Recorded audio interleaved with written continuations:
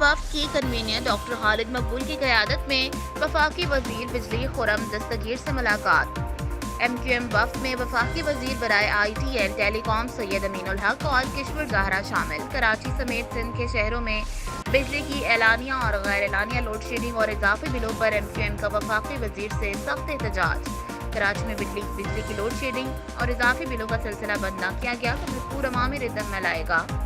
MQM Pakistan का एक बार फिर दुनिया के बड़े शहरों की तर्ज पर कराची में बिजली की फराहमी के लिए एक से ज़ायद कंपनियों को लाइसेंस के इजरा का मुतालबा। एक से ज़ायद कंपनियों को बिजली फराहम करने का लाइसेंस दिए बगैर कराची में बिजली का मसला हल नहीं होगा।